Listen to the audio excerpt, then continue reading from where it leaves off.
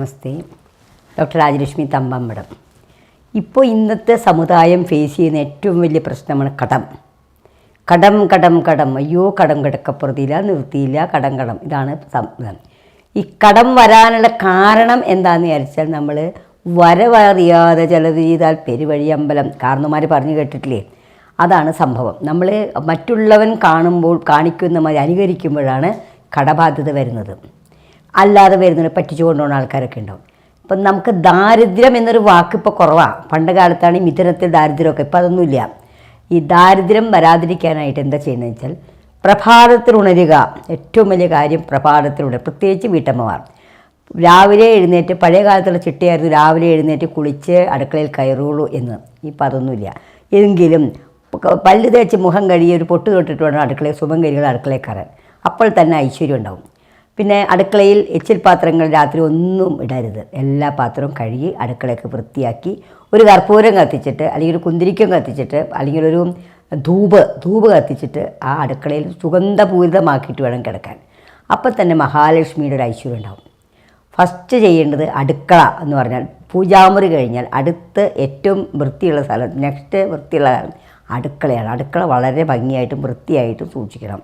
ഫ്രിഡ്ജിൽ ഈ പഴകിയ സാധനങ്ങൾ വയ്ക്കാതെ അതൊക്കെ മാറ്റി തരാതരം മാറ്റിക്കൊണ്ടിരിക്കണം. അത് വൃത്തിയും എളുപ്പമായിട്ട് സൂക്ഷിക്കുക, ഏറ്റവും വലിയ കാര്യം.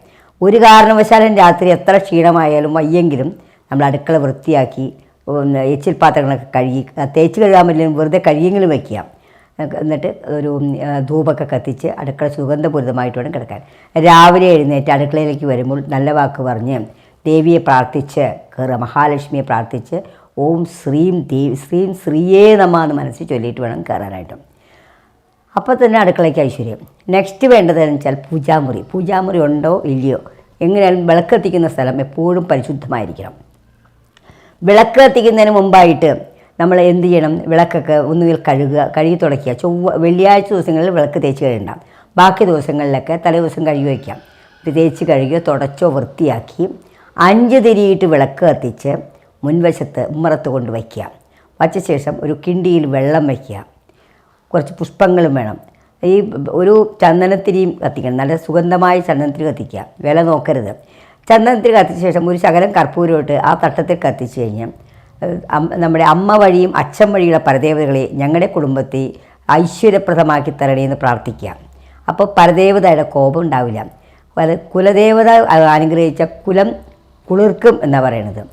അപ്പോൾ അങ്ങനെ നമ്മൾ ചിട്ടയ്ക്ക് വിളക്ക് കത്തുന്ന 5 തിരിയിട്ട് വിളക്ക് കത്തിക്കുക. അത്ര പിശുക്കൊന്നുമില്ലാതെ 5 തിരിയിട്ട് വിളക്ക് കത്തിച്ച് പ്രാർത്ഥിച്ച് ഓം നമഃ ശിവായ, ഓം നമോ നാരായണായ, സർവമംഗളമംഗല്യേ ശിവേ സർവാർത്ഥ സാധികേ ശരണ്യത്രംബികേ ദേവി നാരായണ നമസ്തേ, ഈ 3 നാമങ്ങൾ തീർച്ചയായിട്ടും ചൊല്ലിയിരിക്കണം.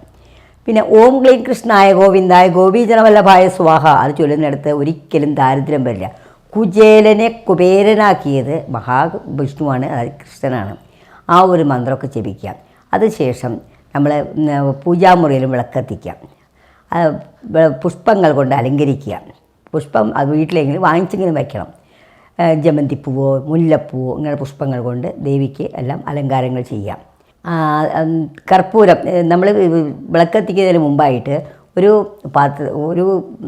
പാത്രത്തിൽ വെള്ളമെടുത്ത് ആ വെള്ളത്തിൽ ഉപ്പും ഒരു കല്ലുപ്പ്, മഞ്ഞൾപ്പൊടി, പച്ചക്കർപ്പൂരം ഇതൊക്കെ ഇട്ട് ആ വെള്ളം ജവാദിട്ട് നല്ലത്, ആ വെള്ളം കൊണ്ട് ഉമ്മറപ്പടി തുടച്ച ശേഷം വെള്ളമൊക്കെ തളിച്ച ശേഷം വേണം വിളക്കത്തിക്കാൻ.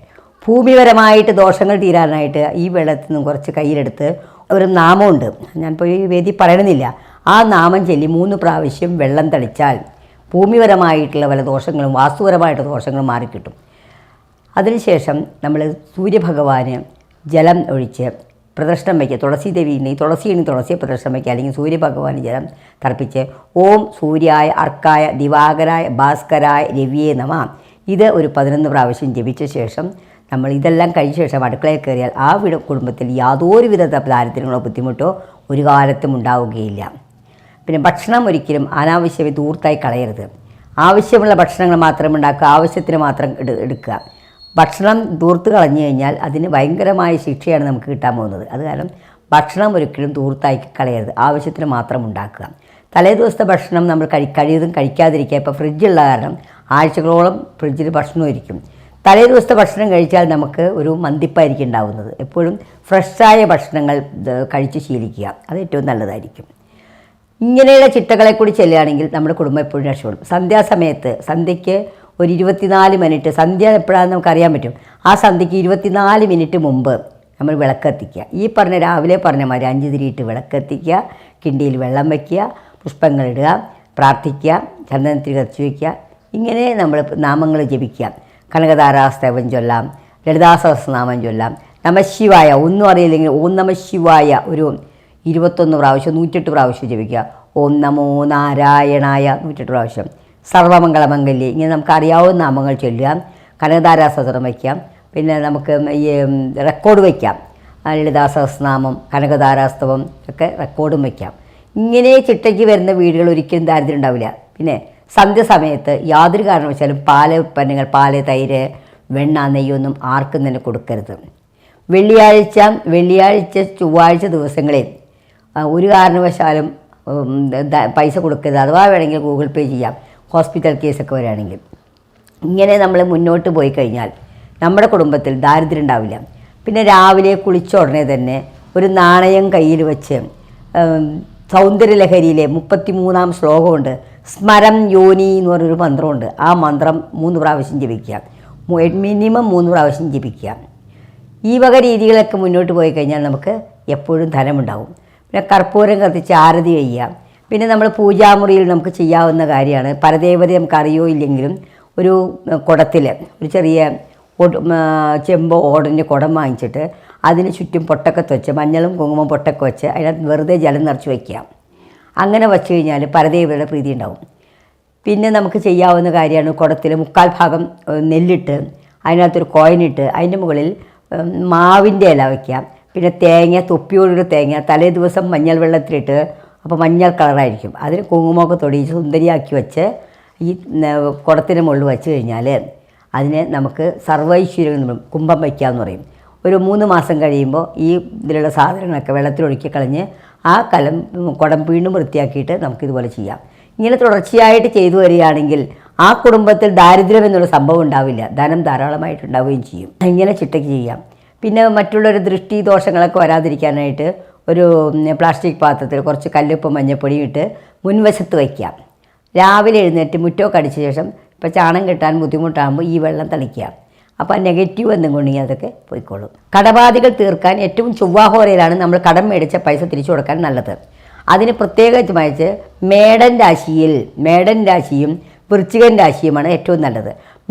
ചൊവ്വാഴ്ച ദിവസങ്ങളിലും അല്ലെങ്കിൽ മേടൻ രാശിയിൽ വരുന്ന അശ്വതി, ഭരണി, കാർത്തിക നക്ഷത്രം ആദ്യം ഈ അശ്വതി നക്ഷത്രവും ചൊവ്വാഹോരയും കൂടി വരുന്ന സമയത്ത് നമ്മൾ കടം തീട്ടുകയാണെങ്കിൽ നമുക്ക് കടബാധ്യതയിൽ നിന്ന് രക്ഷപ്പെടാം. ഇതിന് ഒരു മൈത്രേയ മുഹൂർത്തം എന്നാണ് പറയുന്നത്.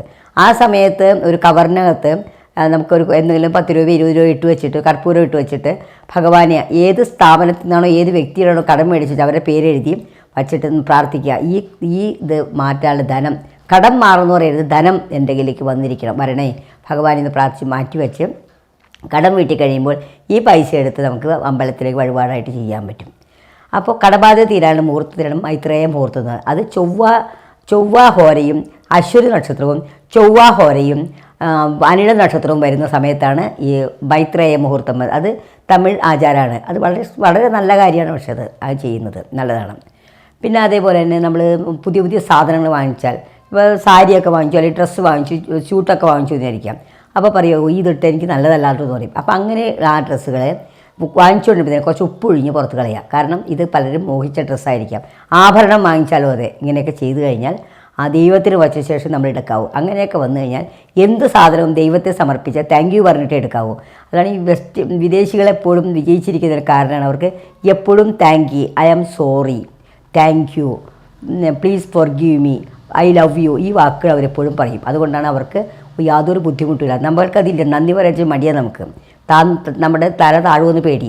പക്ഷെ എപ്പോഴും നന്ദി പറയുക, ഭഗവാന് നന്ദി പറയുക. ഭഗവാനെ ഇതെനിക്ക് കൈ കിട്ടി നന്ദി, അവിടെ നിന്ന് ഇതെൻ്റെ സ്ഥിരമായി എൻ്റെ കൈ തരണമെന്ന് പ്രാർത്ഥിച്ച് ഭഗവാൻ തരുന്നു. നമ്മൾ വരുമ്പോഴൊന്നും കൊണ്ടുവരുന്നില്ല, പോകുമ്പോഴൊന്നും കൊണ്ടുപോകുന്നില്ല, അല്ലേ? അപ്പോൾ ആ ഭഗവാനെ സമർപ്പിച്ച് നമ്മൾ ഉപയോഗിക്കുകയാണെങ്കിൽ നമുക്ക് കടങ്ങളും വരില്ല, ബാധ്യതകളും ഒന്നും വരില്ല. പിന്നെ വര പറഞ്ഞ് ചിലവ് ചെയ്യുക. അപ്പോൾ പക്ഷേ എന്ന് വെച്ചാൽ ഉള്ളതിൽ ജീവിക്കരുത്. നമുക്ക് കൂടുതൽ അംബീഷൻ ഉണ്ടാവണം. അംബീഷൻ ഉണ്ടെങ്കിൽ നമുക്ക് ഉയർച്ച ഉണ്ടാവും. ഉയർച്ചയിലേക്ക് മുന്നേറ്റങ്ങളിലേക്ക് പോകണമെങ്കിൽ അംബീഷൻ വേണം. അംബീഷൻ എന്ന് പറഞ്ഞാൽ ആഗ്രഹം. ആഗ്രഹമില്ലാത്തതിന് ഒന്നും നേടാൻ പറ്റില്ല. ആഗ്രഹം വേണം. ആഗ്രഹം ഉണ്ടായാൽ മാത്രം അതിന് നേടാനുള്ള വഴികൾ നോക്കണം. നല്ല രീതിയിലുള്ള വഴികൾ നോക്കണം. എല്ലാവർക്കും വഴികളുണ്ട്. എല്ലാവരുടെ മുമ്പിലും വഴിയുണ്ട്. ആ വഴി ആർക്കും അടഞ്ഞിട്ടില്ല. ആ വഴി ഉപയോഗപ്പെടുത്തി കഴിഞ്ഞാൽ നമുക്ക് കടം എന്ന് പറയുന്ന പ്രശ്നം വരുന്നേയില്ല. നമ്മളെപ്പോഴും സമ്പന്നരായിരിക്കും. ഇത്തരം കാര്യങ്ങളാണ് എനിക്ക് പറയാനുള്ളത്. നന്ദി, നമസ്കാരം.